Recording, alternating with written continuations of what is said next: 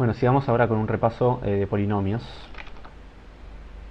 Entonces, empecemos con un ejemplo. Por ejemplo, x al cubo menos 2x cuadrado más, no sé, 8 tercios. Este es un polinomio, ¿no? Bueno, y si ustedes se fijan, un polinomio siempre se puede escribir como una suma de un montón de términos, donde cada término es un coeficiente que acompaña a alguna potencia de x. Entonces, por ejemplo, en este polinomio el primer término es x al cubo, que está acompañado por un coeficiente, que es el 1, ¿no? Porque es 1 por x al cubo. Uno puede pensar que x al cubo es 1 multiplicado por x al cubo. Entonces yo dije que un polinomio se puede escribir como una suma de cosas, de términos. El segundo término es este, que en realidad tiene un menos adelante, pero bueno, uno puede escribir como menos 2 multiplicando a x cuadrado, ¿no? Bueno, después, acá fíjense que la potencia x elevado a la 1, o sea, x no aparece en este polinomio, pero uno lo puede pensar como 0 por x. Y por último, este término independiente, que es el término este que está solo, pareciera que no está multiplicando a ninguna potencia de x. Acá, perdón, puse 0 por x, sería 0 por x elevado a la 1, ¿no? Para que quede todo prolijito con las potencias claramente expresadas de x. Entonces decía, este término independiente pareciera que no está multiplicando a ninguna potencia de x. Pero en realidad uno puede pensar que es 8 tercios multiplicado por x a la 0, porque x a la 0 es 1. Bien, entonces estos numeritos que están acompañando todas las potencias de x son los coeficientes, son lo que se llama coeficientes.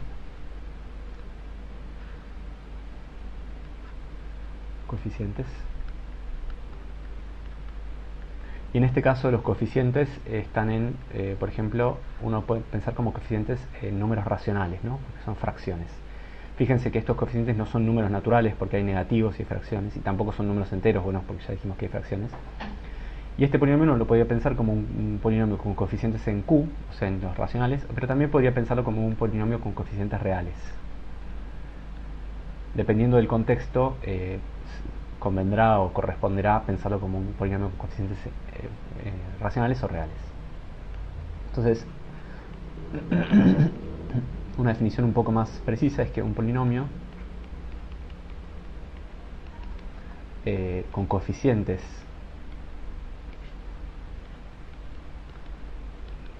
en A, digamos, donde A es un conjunto, que podría ser Q o podría ser R o el conjunto que uno quiera, ¿está bien?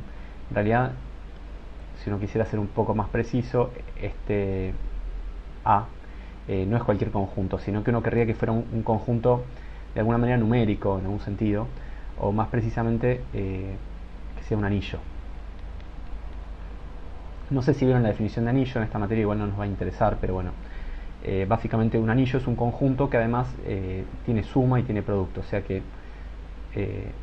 un anillo es un conjunto de elementos que se pueden sumar y se pueden multiplicar, y la suma y la multiplicación se portan como una espera, como por ejemplo la multiplicación distribuye sobre la suma y ese tipo de cosas. No sé si en algún momento vieron la definición de anillo, pero no importa, solo comento como algo al margen.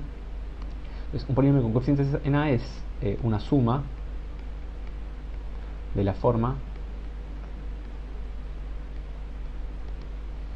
Vamos a tener x a la 0 más x a la 1 más x al cuadrado y así hasta x a la n, donde a cada una de las potencias de x las va a acompañar un coeficiente, que lo vamos a llamar a0, a1, a2, así hasta a n, donde a0, a1, así todos estos elementos hasta n son elementos del conjunto A, o sea, son elementos del conjunto de coeficientes. O, bueno, más concisamente, un polinomio se puede escribir como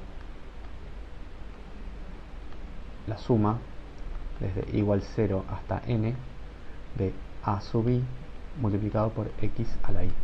¿Está bien? Es esta suma que tenemos acá arriba, pero escrita en forma de sumatoria.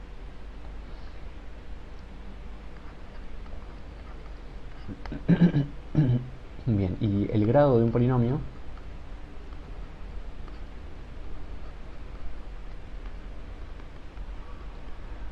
es la potencia más grande de x que tiene un coeficiente no cero, digamos.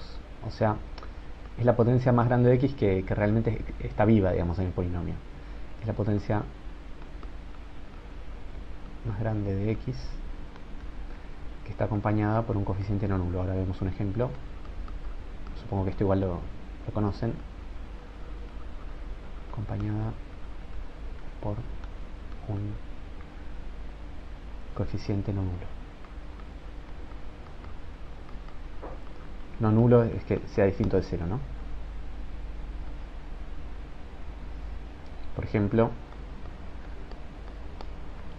si yo tengo x a la séptima, vamos a escribirlo así, 1 menos x a la séptima, este polinomio es x a la séptima acompañado del coeficiente 1 más x a la 0 acompañado del coeficiente menos 1.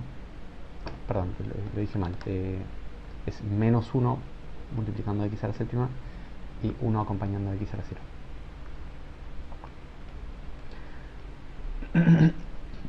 Bueno, casi todas las potencias de x están acompañadas del coeficiente 0. Está bien, por ejemplo, x al cubo en este polinomio está acompañado del coeficiente 0 porque no aparece, digamos, la potencia x al cubo.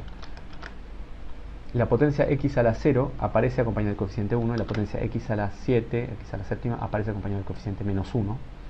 Entonces el grado es 7. Ven que es la potencia de x más grande que está acompañada por un coeficiente menor. Fíjense que este polinomio yo también lo podría escribir así como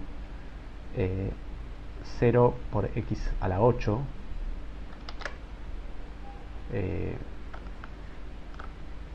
no sé, más 1 menos x a la séptima, por ejemplo.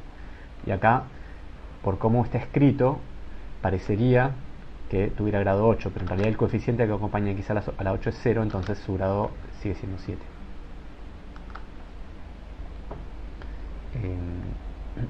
Bien, y otro ejemplo más.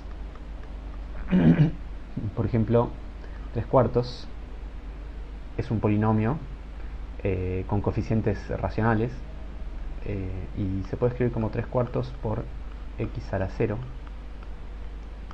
y entonces su grado es 0. Esos son dos ejemplos de polinomios. Bueno, quizás en algún momento necesitemos alguna cosa más de polinomios, pero por ahora tenemos esa. Bueno, y veamos un poco técnicas de demostración.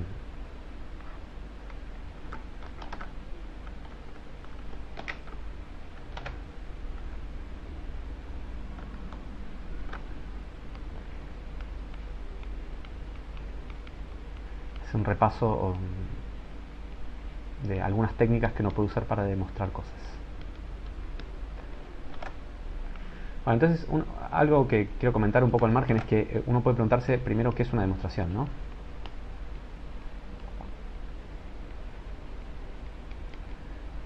Una demostración en el contexto matemático, por ejemplo. Bueno, y justo esta es una pregunta que me parece muy interesante desde el punto de vista filosófico y matemático también, y que uno podría pasarse mucho tiempo tratando de responder. De hecho, no sé, hay gente que dedicó su vida a tratar de responder esta pregunta. Pero bueno, para nuestros efectos nos va a bastar con una definición bastante sencilla, que es una demostración es simplemente un razonamiento que parte de premisas y llega a una conclusión, y esa conclusión se desprende necesariamente a partir de las premisas que uno tenía.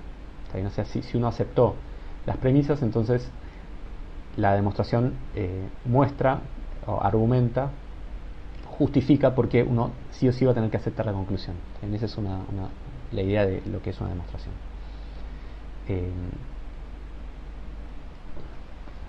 Y Bueno, esa demostración en general puede depender de hipótesis o de premisas que uno asume, y a veces se distingue entre lo que es un razonamiento y una demostración, y donde un razonamiento puede partir de hipótesis aunque no necesariamente sean verdaderas, y a veces se habla de demostración cuando todas las hipótesis ya están establecidas de alguna manera, todas las premisas de las que uno necesitaba ya son también verdaderas. Eh, pero bueno, no importa con cuestión de nomenclatura, lo que importa es que una demostración es básicamente un argumento que justifica que una conclusión sí o sí necesariamente se deduce a partir de ciertas hipótesis.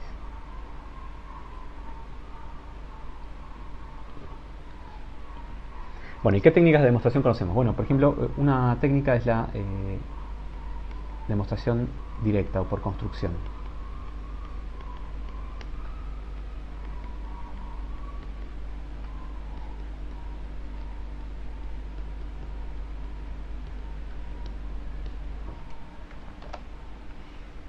Esa es una técnica. Entonces, por ejemplo,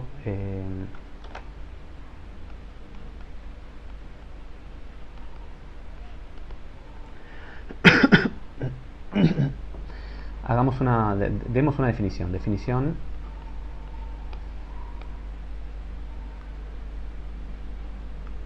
Por ejemplo, vamos a decir que un grafo es K regular si, solo si todos los vértices tienen el mismo grado.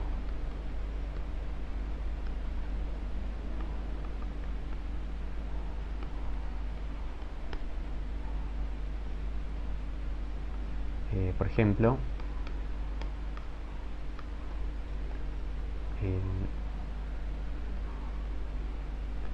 en este grafo, fíjense que todos los vértices tienen grado 2. Está bien, este vértice tiene dos vecinos, este tiene 2, este tiene 2, este tiene 2.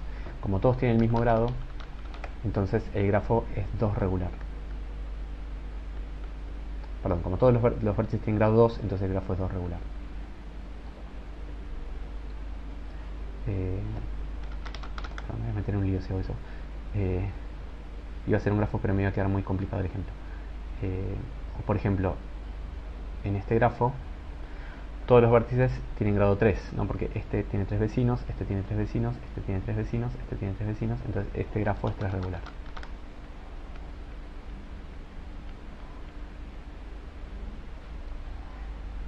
Entonces, algo que uno puede demostrar es un teorema, digamos. Le voy a poner teorema. Está bien, a veces uno la palabra teorema la reserva para cuando un resultado que va a demostrar es importante o tiene consecuencias importantes, o a veces cuando es muy difícil de demostrar también.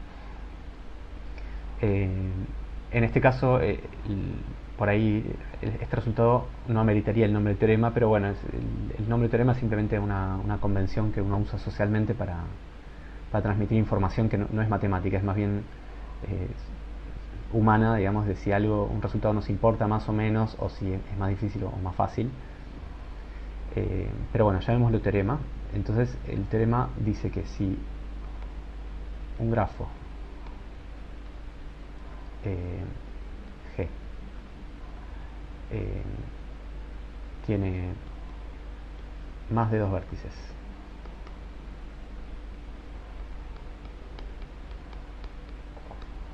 y además el número de vértices es par, perdón, lo enuncié mal porque no es eso lo que quería decir, es para todo n, para todo número n que sea mayor que 2,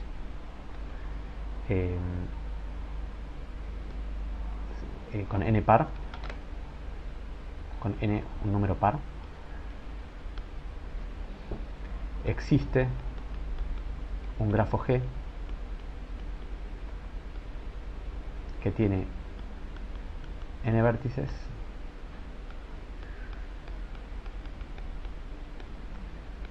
y además es 3 regular. Es decir, que todos los vértices del grafo tienen 3 vecinos, o sea, tienen grado 3.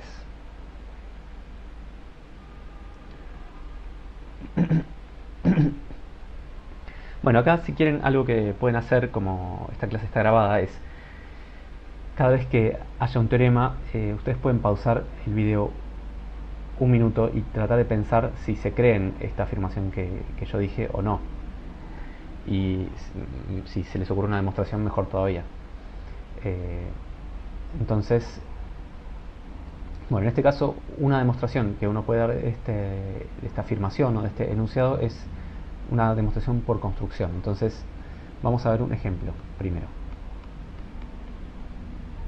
Por ejemplo, si n es igual a 8. Fíjense que 8 es mayor que 2 y es par, entonces si este teorema es verdadero, digamos, vamos a tener que poder encontrar un grafo de 8 vértices que sea transregular, o sea que dibujemos 8 vértices: 1, 2, 3, 4, 5, 6, 7, 8. ¿Cómo podemos hacer un grafo transregular? Bueno, también pueden tratar de jugar un rato a ver si se les ocurre cómo, pero una manera, por ejemplo, puede ser conectar a cada vértice con el vecino de al lado y con el opuesto, digamos, el de enfrente, por llamarlo de alguna manera. Entonces, si hacemos esto, fíjense que ahora este vértice va a estar conectado con este y con este. ¿Sí? Este vértice va a estar conectado con este y con este. Este vértice va a estar conectado con este y con este.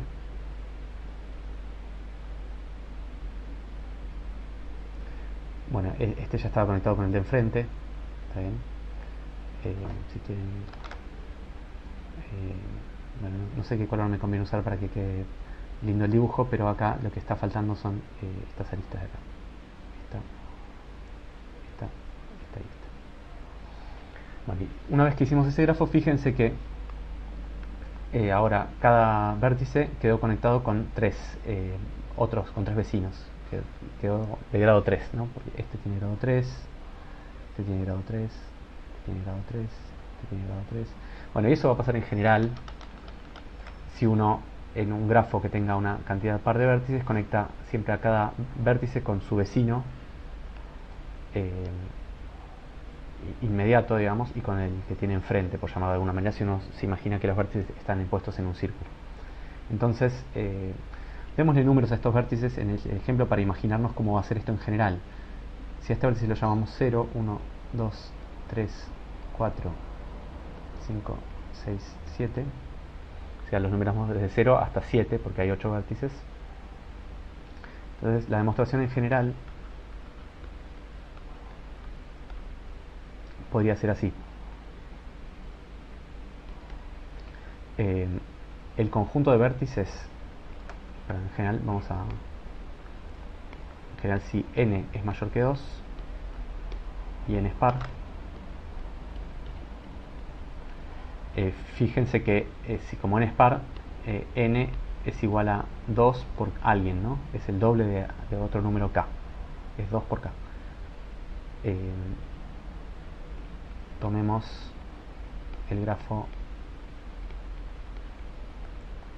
G, que tiene un conjunto de vértices y un conjunto de aristas. El conjunto de vértices es el conjunto 0, 1, así hasta 2k menos 1. ¿Está bien? Porque estas son las 2k elementos. Y nos lo vamos a imaginar en un círculo, como hicimos acá arriba. 0, 1, así hasta k menos 1. Vamos a imaginar el vértice k, que está justo enfrente del 0. ¿Está bien? Es el que está enfrente del 0. Bueno, y acá nos va a quedar el k más 1. Y así hasta el 2k menos 1. Y como conjunto de aristas lo que vamos a hacer es, vamos a conectar a cada vértice con su vecino. Entonces vamos a conectar a, llamémoslo, no sé, i con i más 1. Y esto lo tenemos que hacer para todo i hasta 2k menos 1 si quieren.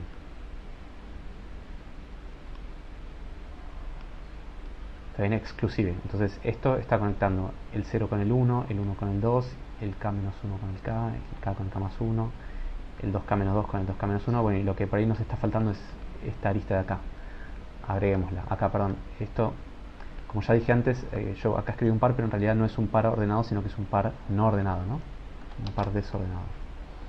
Porque las aristas de un grafo no tienen orden, es un conjunto porque nos interesa si es i más 1 o i más 1i. Bueno, acá nos está faltando unir el 2k menos 1 con el 0, agreguémoslo a mano.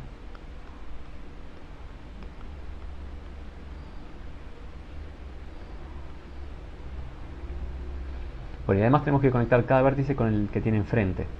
Entonces, si agarramos cualquiera de los vértices de esta mitad, conectarlo con el de enfrente significa agarrar el vértice y unirlo con ese vértice más k, ¿no? Porque el 0 va a tener enfrente a k, al vértice número k, el 1 va a tener enfrente al vértice k más 1, el vértice k menos 1 va a tener enfrente a 2k menos 1, que es k menos 1 más k.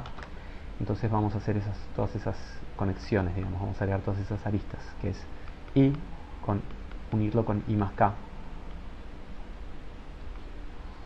Y esto es para todos los i, desde 0 hasta k menos 1 inclusive si quieren, o k exclusive como quieran. Sí.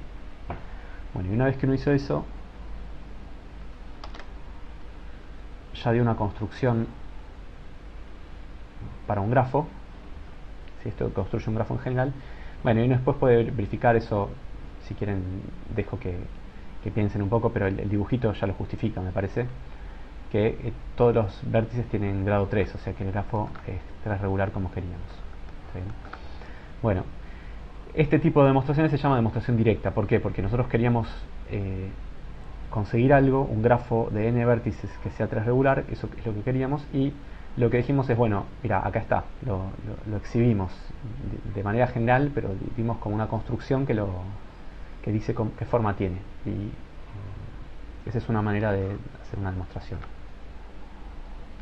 Cuando una demostración sale de esta manera, en general es lo más prolijo, digamos, lo que a uno más le gusta, porque es más fácil de entender de alguna manera. Bueno, después, además de la demostración directa, tenemos la demostración, una técnica de demostración que es la demostración por el absurdo.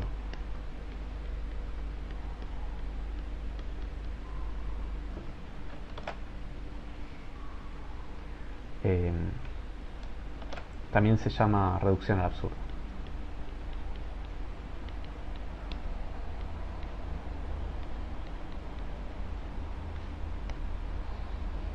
Déjenme pensar una cosa.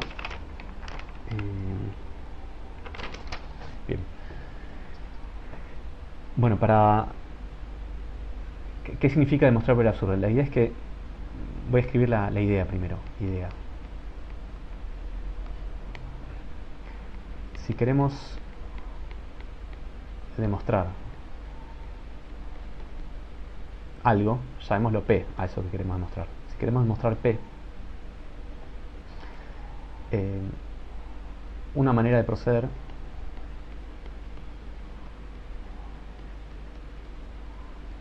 es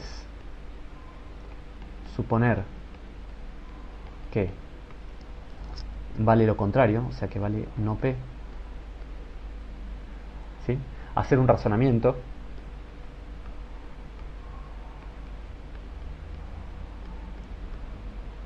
se va a cerrar esto, lamento que se cierre pero no tengo mucha alternativa.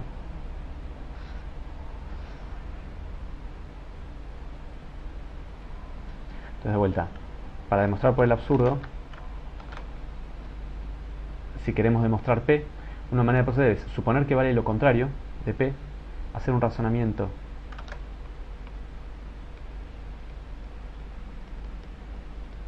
que llegue a algo imposible,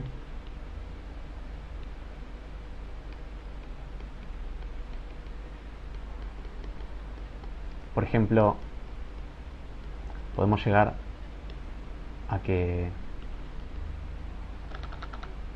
no sé, 1 es igual a 2. Eso sería absurdo, no podría pasar nunca que 1 sea igual a 2. Entonces, si hacemos un razonamiento y llegamos, por ejemplo, a que 1 es igual a 2, eh, entonces no puede ser que valga no p. Concluir que no puede ser, no es posible, digamos, que valga p, que valga no p. ¿Sí? Y entonces, como no puede ser que valga no p, entonces concluimos que sí vale p. ¿Está bien?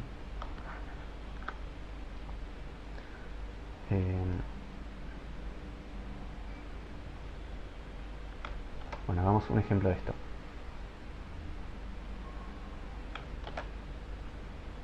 El ejemplo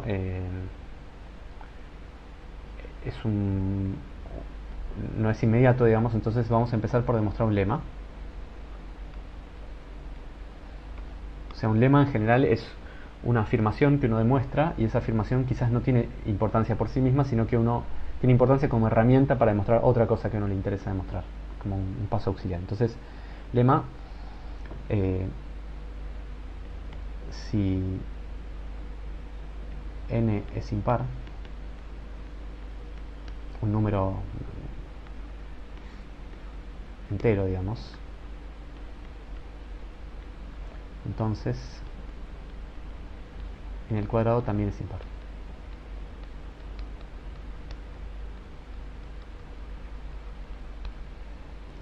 Y esta demostración la vamos a hacer directa, o sea, esta demostración no es por el absurdo.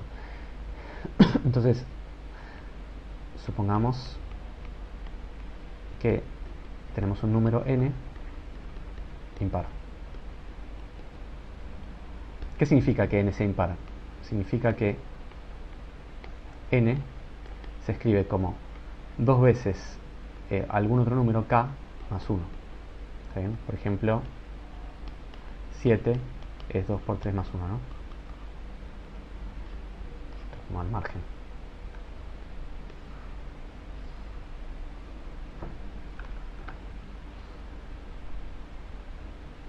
Esto como así al margen.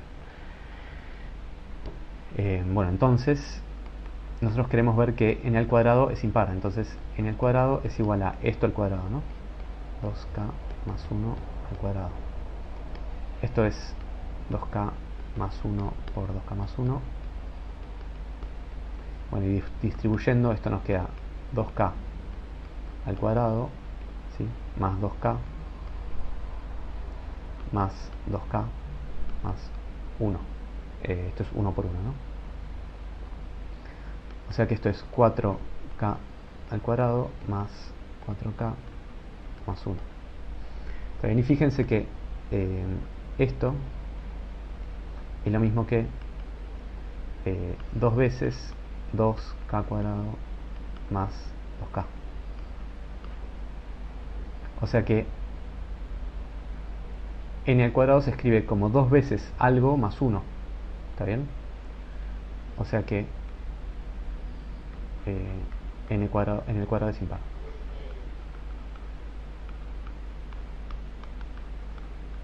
Porque dijimos que un número es impar si se escribe como 2 por algo más 1. Entonces tengan este lema presente, y usando este lema vamos a demostrar algo clásico, digamos, que es que es un teorema que dice, quizás ya lo vieron, que la raíz cuadrada de 2 es irracional. ¿Qué significa eso? Significa que la raíz cuadrada de 2, bueno, es un número real, eso ya lo sabemos,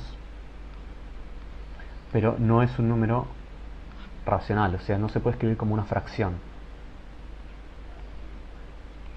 Entonces, ¿cómo demostramos eso? Bueno, ahora sí es donde vamos a usar el razonamiento por el absurdo. Entonces, ¿qué sería demostrar que es irracional? Queremos ver que la raíz cuadrada de 2, demostrar que es irracional sería ver que no pertenece al conjunto de los números racionales. Bueno, para demostrar eso por el absurdo,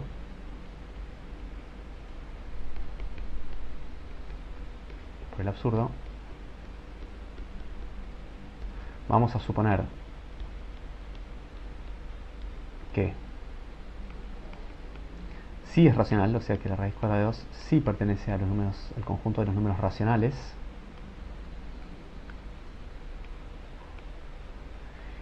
Y vamos a llegar a algo contradictorio.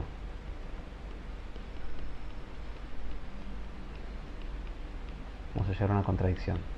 Por ejemplo, podríamos llegar a que 1 es igual a 2, o a que algo que ya sabíamos que valía en realidad no vale, o algo así. Vamos a llegar a que tenemos que una cosa es cierta y su negación también es cierta. Vamos a llegar a dos cosas que son incompatibles entre sí. Bueno, y fíjense que si hacemos esto, o sea, supongamos que la raíz de 2 es racional y llegamos a una contradicción, entonces no puede ser que la raíz de 2 sea racional. Y vamos a tener que concluir que sí o sí la raíz de 2 no pertenece al conjunto de los números racionales.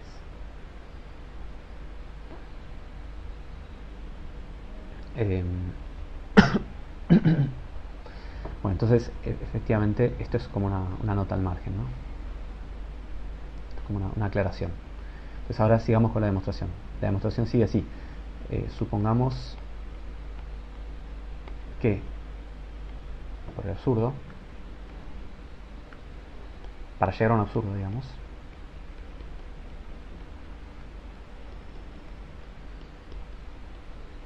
que la raíz de 2 pertenece al conjunto de los números racionales. Esto quiere decir que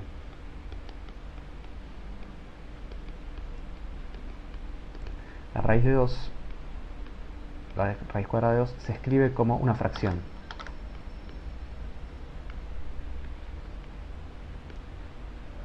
¿Está bien? Se escribe como, no sé, P dividido Q, donde P y Q son números enteros. ¿Está bien? Bueno, y además podemos suponer que la fracción está reducida, ¿no? Que la fracción está reducida, o sea que esto ya lo conocen, digamos, de la primaria. Está reducida o simplificada, ¿no? De la primaria ustedes ya saben que si ustedes tienen una fracción, por ejemplo, no sé, 8 cuartos, uno la puede simplificar dividiendo por el máximo común divisor entre estos dos números. No sé, por ejemplo, el máximo común divisor entre 8 y 4 es 4, entonces uno puede simplificar el 8 dividiéndolo por 4 y nos da 2, y el 4 dividirlo por 4 y nos da 1, y entonces esto llegamos a que es lo mismo que 2, o 2 sobre 1. ¿Está bien? Entonces podemos suponer que la fracción está reducida o simplificada, es decir,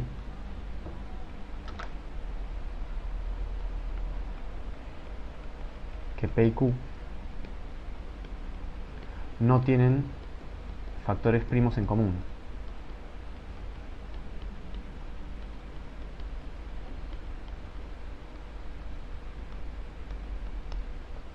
¿Está bien? O sea que no hay ningún número que divida a los dos. Bueno, salvo el 1, ¿no? Pero no hay ningún número que divida a P y también divida a Q.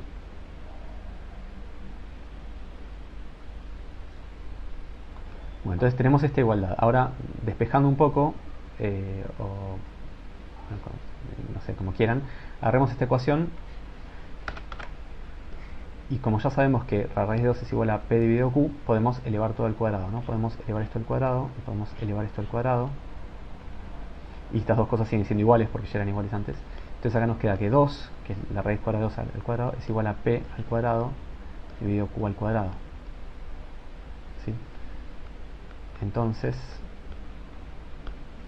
sabemos que P al cuadrado es igual a 2 multiplicado por Q al cuadrado. Bien, entonces acá con esto sabemos que P al cuadrado es par. ¿Saben? Porque P al cuadrado se escribe como el doble de alguien. ¿Sí? Y entonces por el lema anterior, P también tiene que ser par, ¿no? Porque si P fuera impar, P al cuadrado tendría que ser impar, porque nosotros ya habíamos dicho que si un número es impar, su cuadrado también es impar. Entonces, si P fuera impar, su cuadrado también sería impar. Entonces, no puede ser que P sea impar, P tiene que ser par.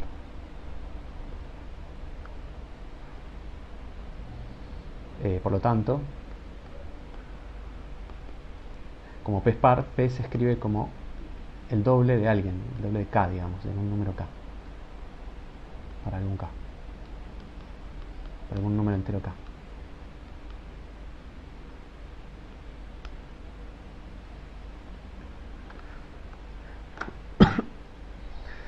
Bien, entonces P es par, es 2 por K. Además, ya sabíamos que esta ecuación de acá valía. Entonces, vamos a tener que 2 por Q al cuadrado es igual a P al cuadrado, que es igual a 2K al cuadrado, que es igual a 4K al cuadrado. Por lo tanto, Q al cuadrado es igual a, digamos que divido todo por 2, acá este 2 se va y esto me queda 2K cuadrado. Tenemos eso, ¿no?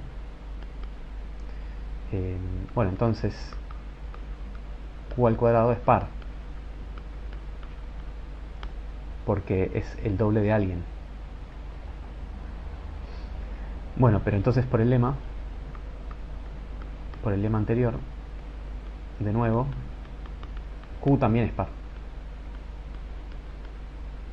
Porque recuerden que el lema anterior nos decía que si un número era impar, su cuadrado también era impar. Entonces Q no podría ser impar, porque si fuera impar, su cuadrado sería impar. Entonces Q al cuadrado, perdón, como Q cuadrado es par, Q también tiene que ser par. Bien, bueno, y ahí ya llegamos a una contradicción, que ahora la voy a remarcar mejor, pero en realidad ya los elementos están. Porque entonces observemos que P es par, eso ya lo probamos antes, acá lo teníamos. Y además Q es par.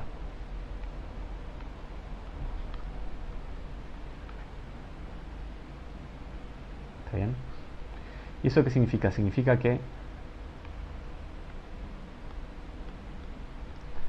el número 2 es un factor de P y Q, es un factor común de P y Q. Entonces, la fracción P sobre Q no estaba totalmente reducida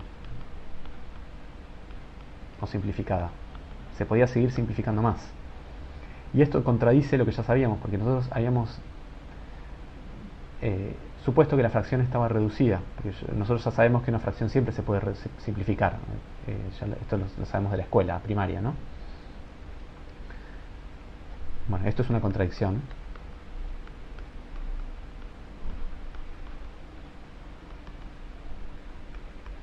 Sí, porque contradice el hecho de que la fracción PQ ya estaba simplificada. Bien. Entonces, ¿qué pasó acá? Recapitulo, porque lo que nos interesa acá, digamos, en la materia a nosotros no nos va a interesar mucho si la raíz de 2 es racional o irracional, ¿no? Es irracional, pero no es algo que nos vaya a interesar demasiado. Lo que sí nos interesa es la estructura de este razonamiento. ¿Cómo es la estructura de este razonamiento? La estructura es que queríamos ver que un número no pertenecía al conjunto de los números racionales, entonces supusimos que sí pertenecía al conjunto de los números racionales y llegamos a una contradicción. Entonces puede ser que raíz de 2 pertenezca al conjunto de los números racionales. Bueno, no podría ser, porque si fuera así llegaríamos a esta situación que es imposible. Entonces, como esto es imposible,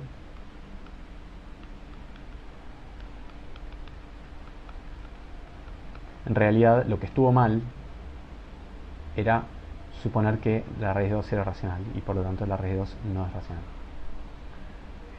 Llegamos a que la raíz de 2 es un número, perdón, no es un número racional. ¿Está bien? Bueno, espero no haberlos perdido demasiado. De vuelta, lo que nos interesa acá es el razonamiento, la estructura del razonamiento. No nos interesa mucho los números y si la red es racional o irracional. Es un ejemplo de razonamiento por el absurdo. Bueno, entonces vimos dos técnicas de demostración, repasamos, digamos, dos técnicas de demostración: la demostración directa, donde uno construye el objeto que le interesa; la demostración por el absurdo, donde uno quiere demostrar algo, asume lo contrario y llega a una contradicción. Bueno, y una tercera técnica que vamos a repasar es la demostración por inducción.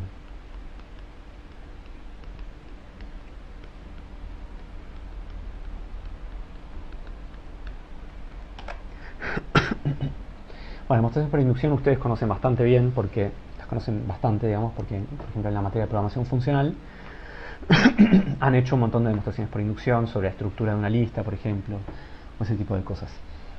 Bueno, esta materia, como es una materia de corte más matemática discreta, digamos, lo que nos va a aparecer en general cuando hagamos inducción es inducción sobre números. Entonces, vamos a escribir cómo es en general una demostración por inducción. Si queremos demostrar que todos los números naturales cumplen con una propiedad P, con alguna propiedad, digamos, P,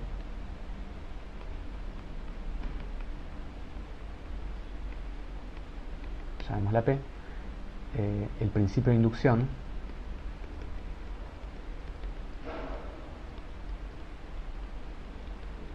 afirma que alcanza con demostrar dos cosas.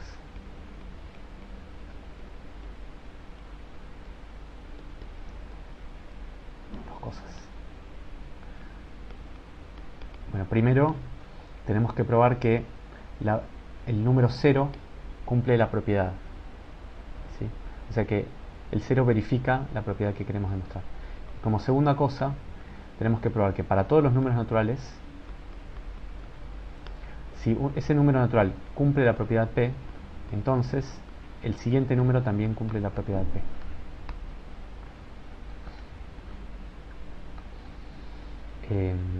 Si hicimos esto, entonces quiere decir que el 0 cumple la propiedad y, bueno, por el segundo ítem, el 1 también, porque como el 0 la cumple, el 1 también.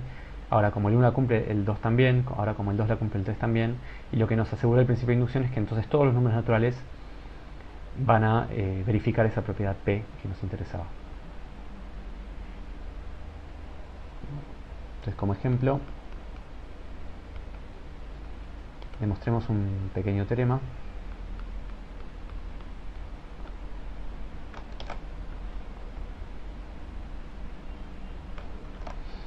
que dice que la suma de 2n-1, vamos a ponerle 2i-1, cuando i va desde 1 hasta n, eso es igual a n al cuadrado menos 1. ¿Está bien? Entonces acá, antes de seguir, hagamos un ejemplo. Primero para que ustedes se convenzan y segundo para ver que yo no metí la pata al enunciar el teorema. Ejemplo, si para n igual a 3, lo que nos dice esta igualdad es que 2 por 1 menos 1, o sea, 1 más 3 más 5, ¿está bien? Este es el valor que tiene esta expresión cuando i es igual a 1, ¿no? 2 por 1 menos 1 es 1. Este es el valor que tiene la expresión cuando i es igual a 2. 2 por 2 menos 1 es 3. Y este es el valor que tiene la expresión cuando i es igual a 3. Porque 2 por 3 menos 1 es 5. Entonces este es el lado izquierdo de la igualdad y el lado derecho sería 3 al cuadrado menos 1, o sea 9 menos 1, o sea 8.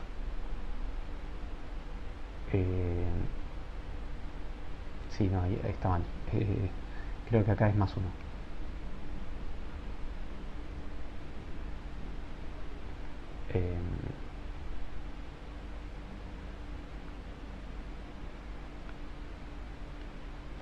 Porque acá 3 al cuadrado, 9 más 1 nos da 10 y ahí sí... no sé qué estoy haciendo. No, me parece que no tengo que sumarle nada, no sé por qué, perdonen. No sé por qué pensé que tenía que sumarle algo acá. No hay que sumarle nada a este lado. Disculpen que me confundí dos veces. Estaba seguro de que había que sumarle algo del lado derecho.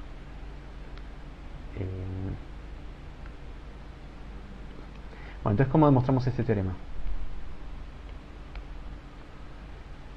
Bueno, la idea es hacer inducción. Vamos a hacer inducción. Inducción en n.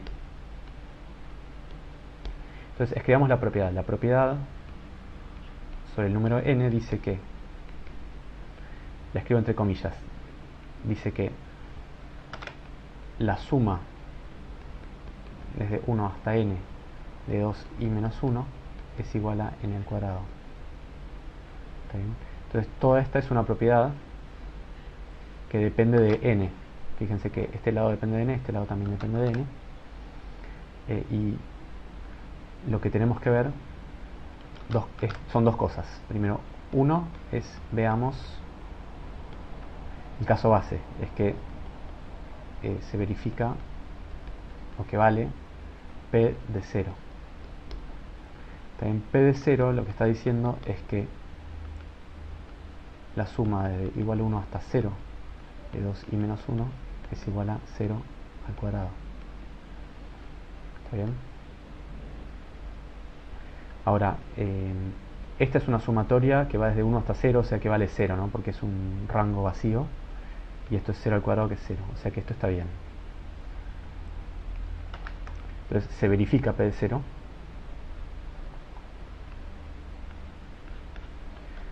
Y ahí cumplimos con el primer requisito que nos pide el principio de inducción. Y el segundo requisito que nos pide el principio de inducción es, veamos que para todo número natural, si se cumple P de n, entonces se cumple P de n más 1. Entonces, sea n un número natural cualquiera, arbitrario,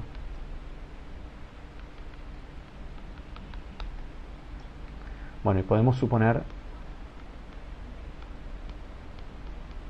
que vale P de n, que sería la hipótesis inductiva, lo que se llama la hipótesis inductiva.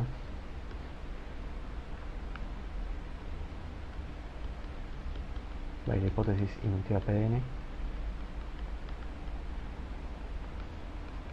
que nos dice que la suma de igual a 1 hasta n de 2i menos 1 es igual a n cuadrado. Y veamos, lo que tenemos que ver es que vale P de n más 1, es decir que la suma desde i1 hasta n más 1 de 2i menos 1 es igual a n cuadrado. Ahí lo pongo entre comillas para que no haya una confusión con este igual. O sea, perdón, acá es n más 1 cuadrado. N más 1 al cuadrado. O sea, lo que quiero decir es que el P de n más 1 es toda esta igualdad. ¿Está bien? Bueno, y hagamos, esto es una cuentita que debería salir fácil. La sumatoria, la suma de igual 1 hasta n más 1 de 2i menos 1 es igual a, lo que podemos hacer es entender esta suma como la suma de todos los primeros términos salvo el último, la suma desde 1 hasta n de 2i menos 1 más el último término. El último término es 2 por n más 1 menos 1. ¿Está bien? Y ahora, de este lado nos quedó una suma hasta n, y por hipótesis inductiva